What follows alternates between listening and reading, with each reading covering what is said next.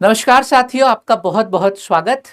तो अगर आप सरकारी परीक्षाओं की तैयारी कर रहे हैं, जो आने वाला अप्रैल का महीना है, ये आपके लिए बहुत सारे सुनहरे अवसर लेकर आने वाला है।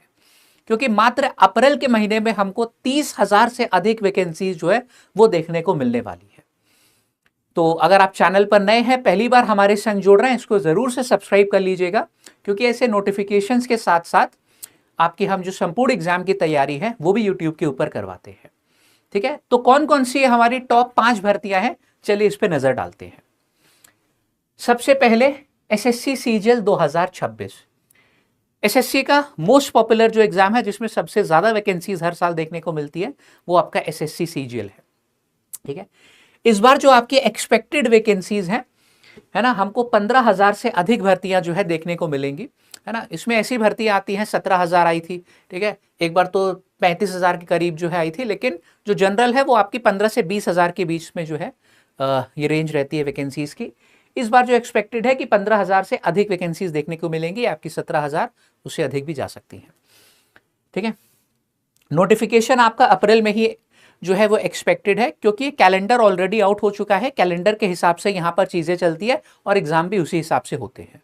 ठीक है, जो आपकी टीयर 1 की परीक्षा है वो आपकी मान के चल रहे हैं हम कि जून महीने तक जो है होएगी। ठीक है, अप्रैल में अगर आएगा तो फिर आपकी जून तक जो है इसकी टीयर 1 की परीक्षा आपकी हो जाएगी।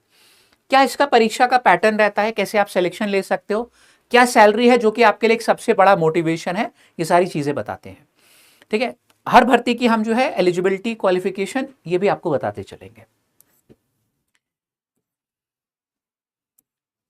ठीक है, क्वालिफिकेशन अगर आपने ग्रेजुएशन कर रखी है ना, स्नातक यानी कि किसी भी जो है डिग्री से, मतलब किसी भी स्ट्रीम से, तो आप इस भर्ती के लिए एलिजिबल हैं। बैचलर की डिग्री मांगी गई है, यानी कि आपने जो है ग्रेजुएशन कर रखा होगा तो आप एलिजिबल हैं। जो मिनिमम एज है वो आपकी 18 वर्ष होनी चाहिए, मैक्सिमम एज। कुछ पोस्ट के लिए 27 ईयर्स होती है और कुछ पोस्ट के लिए 32 ईयर्स होती है ना। जैसे कि आप अगर इंस्पेक्टर वाली पोस्ट के लिए जाओगे, excise inspector, income tax inspector होते हैं, असिस्टेंट सेक्शन ऑफिसर, तो उसमें एज लिमिट जो है ज़्यादा होती है। ठीक है, इसमें लेवल 4 से लेके लेवल 7 तक की आपको भर्तियां मिलती है। जैसे मैंने बताया, लेवल 7 में आपकी, है ना, excise inspector, income tax, assistant section officer, विभिन्न विभिन्न मंत्रालय में और भी बहुत सारी अच्छी अच्छी पोस्ट, ये सब लेवल 7 की होती हैं, जो कि आपको सीजीएल के थ्रू ही मिलती है। ठीक है, आपको सीबीआई सब इंस्पेक्टर बनना है, इसी के थ्रू जाते हैं वहां पर भी, है ना। सैलरी अगेन आपकी जो है लेवल 4 से लेवल 7 तक, है ना, लिखा हुआ है कि 45,000 से 85,000 तक वर्तमान में है, और 8वां वेतन आयोग लगने के बाद ये सैलरी आपकी जो है 55,000 से बढ़ के 1,20,000 तक जो है जाएगी, है ना।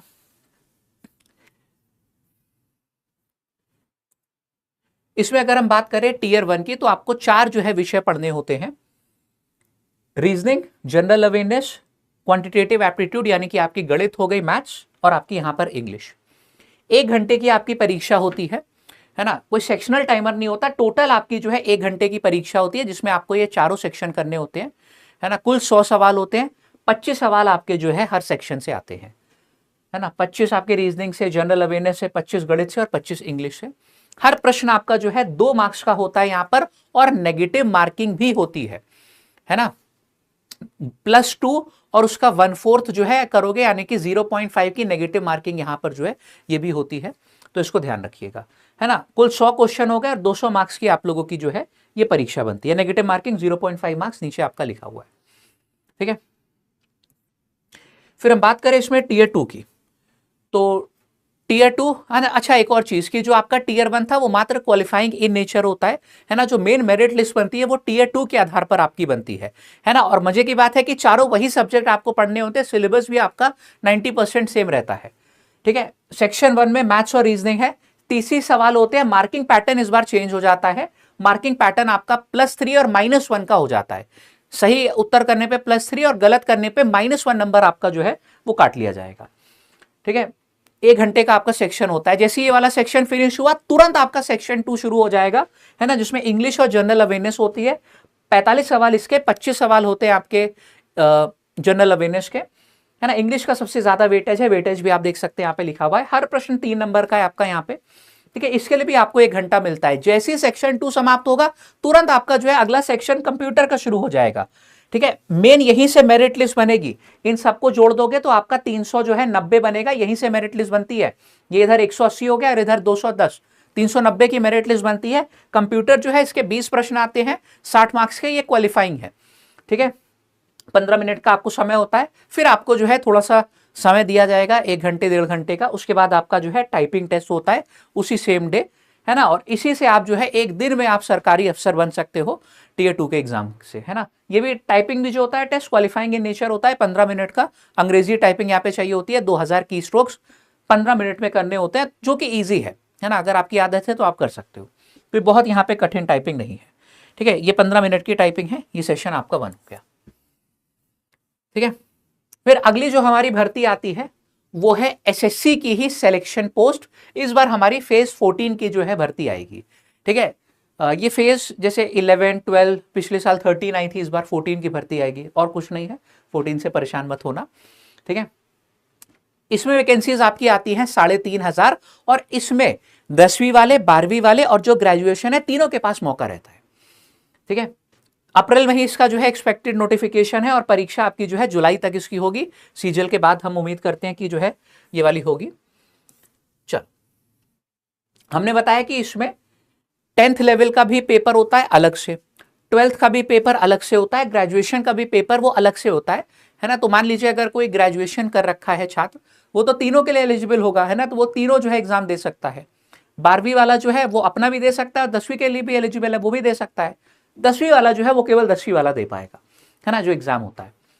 एज विभिन्न पोस्ट के अकॉर्डिंग यहाँ पे एज चेंज होती है। मिनिमम 18 साल होनी चाहिए, बाकी 27 से 42 ईयर्स, डिपेंड किया आप कौन सी पोस्ट जो है वो चुन रहे हो। ठीक है, इसमें लेवल 2 से लेकर लेवल 8 तक की नौकरियां होती हैं, है ना। लेवल 8 में लेकिन जो है एक्सपीरियंस मांगता है। लेवल 7 तक जो है, जो नॉन एक्सपीरियंस है, वो वाली भी आपको पोस्ट देखने को मिलती है। सैलरी 30,000 से 90,000 तक जाएगी, और 8वां वेतन आयोग लगने के बाद यही सैलरी आपकी बढ़ के 40 से लेकर हो जाएगी 1,25,000 तक। ठीक है, हम बात करें अगर यहां पर एग्जाम पैटर्न की, तो जो 10वीं का एग्जाम पैटर्न है, 12वीं का और ग्रेजुएशन का जो एग्जाम पैटर्न है वो सेम है। ठीक है, अलग अलग से परीक्षाएं होती है, 10वीं की, है ना, अलग से, 12वीं की अलग से, ग्रेजुएशन की अलग से, लेकिन जो पैटर्न है वो तो आपका सेम ही है। यहाँ पे वही चारों सेक्शन आपको पढ़ने होते हैं, मैथ्स, रीजनिंग, जनरल अवेयरनेस और आपकी इंग्लिश, जो हमने सीजीएल में पढ़ा था। 25 सवाल होते हैं हर सेक्शन के, है ना। जैसे वहां पे टियर 1 था, सेम वैसे ही होता है, लेकिन ये केवल 1 स्टेज का एग्जाम है। आपने ये पास किया, आपकी जो है नौकरी पक्की। ठीक है, हर प्रश्न 2 मार्क्स का होता है, नेगेटिव मार्किंग 1/4 यानी कि नेगेटिव 0.5 की होती है गलत उत्तर करने पे। 1 घंटे में आपको जो है ये 100 क्वेश्चन करने होते हैं 200 मार्क्स के। ठीक है, फिर कुछ स्पेसिफिक पोस्ट के लिए स्किल टेस्ट होता है, जैसे कि टाइपिंग मान लिया, फिर कंप्यूटर मांग लिया, है ना, डिपेंडिंग पोस्ट। यहाँ पे पोस्ट का जो है बहुत इंपॉर्टेंस रहती है कि आप कौन सी पोस्ट जो है सेलेक्ट कर रहे हो। फिर तीसरे नंबर पे जो हमारी एसएससी की एक और, है ना, बहुत लोकप्रिय भर्ती आती है, वो है हम लोगों की एसएससी सीएचएसएल 2026। ये 12th पास वालों के लिए है ना। कंबाइंड हायर सेकेंडरी जो है एग्जाम आपका हो गया, 10+2 भी इसको हम लोग बोलते हैं। इसमें एक्सपेक्टेड वैकेंसीज है कि 4,500 से अधिक वैकेंसीज हमको देखने को मिलेंगी, और बहुत अच्छी अच्छी पोस्ट होती है। सोचिए 12वीं पास के बाद आप सीधे जो है सेंट्रल लेवल की जो गवर्नमेंट जॉब है उसमें जा सकते हैं। ठीक है, इसमें हमारी कौन कौन सी वैसे जॉब्स होती है मैं आपको बता दूं। डेटा एंट्री ऑपरेटर हो गया, है ना, लोअर डिविजनल क्लर्क हो गया, क्लरिकल लेवल की जो है जॉब्स होती हैं, है ना। अप्रैल में ही इसका आएगा, और एग्जाम आपका जो है जुलाई से सितंबर में एक्सपेक्टेड है। ठीक है, क्वालिफिकेशन 12th है, एज 18 से 27 आपकी होनी चाहिए। लेवल 2 से लेवल 5 तक की नौकरियां होती हैं। लेवल 5 बहुत मतलब क्या कहते हैं, अच्छा माना जाता है। सैलरी रेंज 30,000 से 50,000 वर्तमान में है। ठीक है, इनफैक्ट 55,000 तक जो है हमने कुछ स्टूडेंट्स को देखा है, डिपेंडिंग की कौन सी सिटी में पोस्टेड है, उनको मिलता है। ठीक है, 8 पे कमीशन के बाद आपकी सैलरी बढ़ के 40 से 65,000 हो जाएगी। आप सीधे 12वीं के बाद जो है इसको पास करके नौकरी पा सकते हो, है ना, केंद्र सरकार की। सीएचएसएल भी टियर 1 और टियर 2 होता है। सीजीएल के तरीके का ही पैटर्न है, जो भी हमने देखा, वही चारों सब्जेक्ट पढ़ने हैं, मैथ, रीजनिंग, इंग्लिश और जीएस, है ना। 1 घंटे की परीक्षा, 100 सवाल होते हैं, हर प्रश्न 2 नंबर का, और नेगेटिव मार्किंग 0.5 की। ठीक है, इसमें टियर 2 देखते हैं। टियर 2 में भी वही चारों सब्जेक्ट होते हैं, है ना। सेक्शन 1 में आपको मैथ्स और रीजनिंग करनी होती है, 30-30 प्रश्न होते हैं। मार्किंग पैटर्न यहां पे भी चेंज हो जाता है, +3 और -1 का हो जाता है ना, नेगेटिव मार्किंग -1 है। 1 घंटे में आपको ये वाला सेक्शन करना होता है। जैसे ही क्लोज हुआ अगला सेक्शन चालू हुआ, 1 घंटे में फिर आपको इंग्लिश और जनरल अवेयरनेस करना होगा। इंग्लिश के आपके 40 क्वेश्चन, जनरल अवेयरनेस के आपके 20 क्वेश्चन होंगे। सबको जोड़ लेंगे तो आपका 180 और 180 360 मार्क्स की जो है ये बनेगी यहां पर, है ना। 360 मार्क्स में आपकी मेरिट लिस्ट बनती है और इसमें भी टियर 1 क्वालिफाइंग है ना। टियर 2 के ही आधार पर आपकी जो है मेरिट लिस्ट बनेगी और आपका सिलेक्शन होगा, है ना, आपको की पोस्ट मिलेगी। यहां पे लिखा भी था, ठीक है, ये मात्र क्वालिफाइंग इन नेचर होता है, ठीक है, नहीं लिखा तो हमने बता दिया आपको, ठीक है। टियर 2 के ही आधार पे आपका होगा। इसके बाद अगेन कंप्यूटर जो होता है वो आपका क्वालिफाइंग होता है, 15 क्वेश्चन आते हैं 45 मार्क्स के। टाइपिंग टेस्ट यहाँ पे होता है, स्किल टेस्ट होता है डेटा एंट्री ऑपरेटर के लिए, और टाइपिंग टेस्ट होता है लोअर डिविजनल क्लर्क, है ना, इसके लिए, जो कि क्वालिफाइंग इन नेचर है, ठीक है। तो इसमें भी एक ही दिन में आपको यहाँ पर सब परीक्षाएं एक ही दिन में होती है, जैसे सीजीएल में था सेम वैसे ही एक दिन में आपके पास नौकरी हो सकती है, ठीक है। फिर अगला पेपर आता है भैया यहाँ पर, जिनकी गणित कमजोर है उनके लिए फेवरेट पेपर है, लेकिन इसके लिए स्टेनो आनी चाहिए, stenography, SSC steno grade C and grade D, ठीक है। इसमें जो है एक्सपेक्टेड वैकेंसीज है 4,500 से अधिक वैकेंसीज। नोटिफिकेशन आपका अप्रैल में ही एक्सपेक्टेड है, ठीक है। कैलेंडर के अकॉर्डिंग सारी चीजें हम यहाँ पर जो है देख रहे हैं, ठीक है। एग्जाम इसका जो है आपको अगस्त से सितंबर में होगा, आफ्टर जो हमने अभी तक एग्जाम देखा है एसएससी के उनके बाद, ठीक है। क्वालिफिकेशन यहाँ पे 12th मांगा गया है। ग्रेड सी के लिए क्या एज लिमिट है, 18 से 30, ग्रेड डी के लिए 18 से 27, है ना। ग्रेड सी में लेवल 6 तक की जो है आपकी जॉब है, लेवल 6 की मतलब ये जॉब है, सैलरी आप देख सकते हैं। ग्रेड डी में लेवल 4 की जॉब है ना। पेपर पैटर्न में मैंने बताया कि यहाँ पे मैथ्स जो है आपकी नहीं आती, है ना। आपका रीजनिंग है, जनरल अवेयरनेस और इंग्लिश है। 50 क्वेश्चन रीजनिंग के, 50 जनरल अवेयरनेस के और 100 क्वेश्चन आते हैं इंग्लिश के। मैथ्स नहीं यहाँ पे, ठीक है।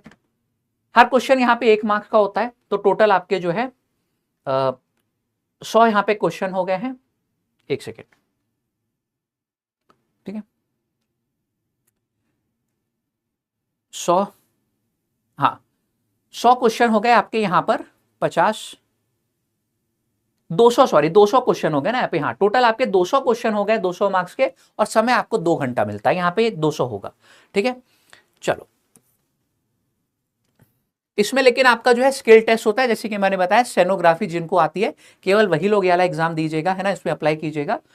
इसको सीखा जा सकता है स्टेनोग्राफी को, है ना। समय लगता है 6 से 8 महीने लगते हैं, लेकिन आप सीख सकते हो क्योंकि इसमें कंपटीशन बहुत कम हो जाता है बाकी नौकरियों की तुलना में, है ना। वहां पे आपने देखा कि हर कोई अप्लाई कर सकता है। ग्रेड सी में 100 वर्ड्स पर मिनट जो है मांगा गया है स्टेनो की स्पीड, और ग्रेड डी में 80 वर्ड्स पर मिनट, हिंदी इंग्लिश आप कोई सी भी स्टेनो आपको जो है आती हो, ठीक है। फिर ये लास्ट है हमारा UP triple SC lower PCS 2026। ये आपको मालूम है कि 29, हाँ नेक्स्ट मतलब क्या कहते हैं मंथ इसके जो है नोटिफिकेशन हमारे आने के पूरे चांसेस हैं, ठीक है। एक शॉर्ट जो नोटिस है वो इसका ऑलरेडी आउट भी हो गया है। जो शॉर्ट नोटिफिकेशन है 2285 वैकेंसीज इस बार आ रही हैं यूपी ट्रिपल एससी में, है ना। लोअर पीसीएस जो है एग्जाम इसका जो है एक्सपेक्टेड वही है कि मई से आपका जो है जून में हो जाएगा। इसमें आपके सब्जेक्ट क्या क्या है और क्वालिफिकेशन दिखा दें। क्वालिफिकेशन तो आपने ग्रेजुएशन कर रखी है, एज लिमिट 21 से 40 वर्ष है, ठीक है। सैलरी काफी यहाँ पर अच्छी होती है, ठीक है। आपको ये सारे सब्जेक्ट इसमें जो है पढ़ने हैं। ये सब तो आपका वही हो गया है, जनरल अवेयरनेस हो गया है ना। रीजनिंग और आपको कंप्यूटर पढ़ना होता है। 100 प्रश्न होते हैं आपके जो है 100 मार्क्स के, 2 घंटे का आपको समय दिया जाता है, लेकिन इसके लिए आपका पेट में स्कोर अच्छा होना चाहिए, ठीक है। लास्ट वाला जो है पेट में स्कोर अच्छा होना चाहिए, तभी आप दे पाओगे, ठीक है। और बाकी सबकी तो मैंने बताई दी थी आपकी, उसमें ऐसा कोई जो है लिमिटेशंस नहीं थी। ये लास्ट वाली जो 2 है इसमें स्पेशल रिक्वायरमेंट है, स्टेनो में स्टेनोग्राफी आनी चाहिए और इसमें जो है पेट में स्कोर अच्छा होना चाहिए। बाकी जो 3 बताई थी उसके लिए सीधे सीधे जो है जो एलिजिबिलिटी है 10वीं पास 12वीं पास या फिर ग्रेजुएशन वो मांगी गई है। तो अगर इन सबको हम मिला दें यहाँ पे, ये हमारी सारी नौकरियों को मिला दे तो लगभग 30,000 के करीब जो एक्सपेक्टेड वैकेंसीज हैं भर्तियां हमको देखने को मिलेंगी अप्रैल के महीने में, ठीक है। तो चलो अगर वीडियो अच्छा लगा है तो चैनल को जरूर से सब्सक्राइब कीजिएगा, इसी तरीके के वीडियोस हम आगे भी आपके लिए लाते रहेंगे। सभी को नमस्कार, जय हिंद।